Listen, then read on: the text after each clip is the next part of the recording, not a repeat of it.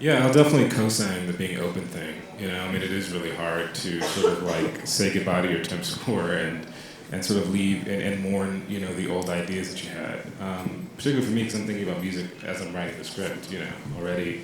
And I would just tack on to that, is to be honest. I mean, even if telling the truth is saying something like, I have no idea what I want, or I have no idea why this doesn't work, or this doesn't work, or you were right, this is amazing. Just being willing to just constantly communicate what you're thinking and feeling, and being open to the collaboration. Again, it's relationships. And am I here? Okay. I think that everybody has such a different path in terms of how their careers unfold. So it's really hard to talk about it in specifics. And I just go back to the whole importance of the relationships you have and developing relationships with upcoming filmmakers who really do have that career filmmaking path as something that's important to them.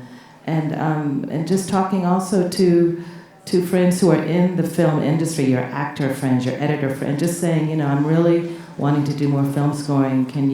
Are you working on something that maybe I can submit some ideas to or meet the director? I mean, it's really about just taking initiatives. It's a very organic thing. And then in terms of getting the gig and once you get started, for me, it's really about the openness that there's that moment where you're both just starting, as Peter said, and you're coming with an idea and you're presenting it, and you just have to really cherish that moment and the energy of that moment, and then just trust, really building that trust in the way you communicate, as Justin was saying. When he didn't like something or when something didn't quite appeal to him, he was very gracious about it, but I still got the message, it's just not working. So you're there to figure that out, but not necessarily beat yourself up about it. Just it's a very, very organic kind of a process, and just be self-forgiving in that process.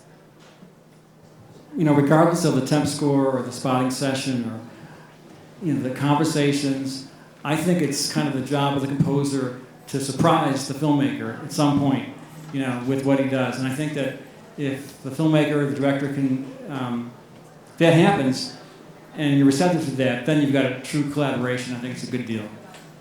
I guess my advice is an advice for myself as well, which I follow, is really to set a goal for the collaboration. And it can be very different on every movie. If you want another layer in the music that has not been there before the score was composed, which you didn't have in the temp track. So to really ask yourself what you want the music to achieve in the movie, and then you can finally test it, if you achieve that together or not. The director-composer collaboration is so special and so important for a film. I mean, there is magic in the right combination between images and music.